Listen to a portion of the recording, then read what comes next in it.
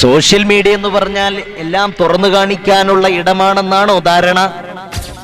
എന്ത് തോന്നിവാസങ്ങളും എന്ത് വൃത്തികേടുകളും കാണിക്കാമെന്നാണോ ധാരണ?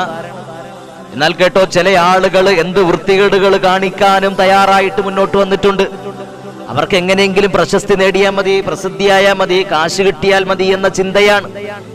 പ്രിയപ്പെട്ടവരെ, മാനം വിറ്റ് ജീവിക്കേണ്ടി വരുന്ന ഗതികേടൊന്ന് ആലോചിച്ചു നോക്ക്. അള്ളാഹു നമ്മളെ കാത്തുരക്ഷിക്കട്ടെ.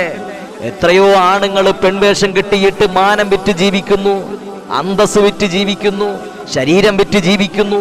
അള്ളാഹു നമ്മളെ കാത്തുരക്ഷിക്കട്ടെ. നമുക്ക് അള്ളാഹു ഹിദായത്ത് തന്ന് അനുഗ്രഹിക്കട്ടെ.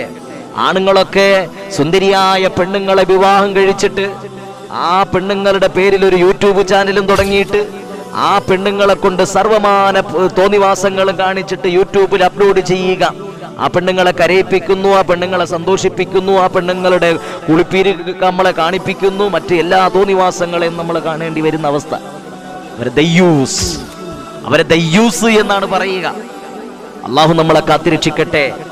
ഈമാൻ നഷ്ടപ്പെട്ടു പോയാൽ നമ്മൾ ഭയക്കണം. അല്ലാഹു തആല ഒരു നാടിനെയോ ഒരു സമുദായത്തെയോ പരീക്ഷിക്കാൻ ഉദ്ദേശിച്ചാൽ ആദ്യം അവരിൽ നിന്നും എടുത്തു കളയുക ലജ്ജയാണ്. പ്രവാചകൻ സല്ലല്ലാഹു അലൈഹി വസല്ലമ തങ്ങൾ പറഞ്ഞല്ലോ, നിനക്ക് ലജ്ജയില്ലെങ്കിൽ നീ ഇഷ്ടമുള്ളത് ചെയ്തോ. ലജ്ജയാണോ എല്ലാത്തിൻ്റെയും അടിസ്ഥാനം? ആ ലജ്ജ ഇന്ന് നഷ്ടപ്പെട്ടുകൊണ്ടിരിക്കുമ്പോൾ നമ്മൾ ഭയക്കണം. ഭയാനകമായ പരീക്ഷണങ്ങൾ നമ്മളെ വല്ലാതെ വേട്ടയാടും. അള്ളാഹു നമുക്ക് ഈമാൻ തന്ന് അനുഗ്രഹിക്കട്ടെ. അള്ളാഹു നമ്മളെ സ്വാലിഹീങ്ങളിൽ ഉൾപ്പെടുത്തി അനുഗ്രഹിക്കട്ടെ.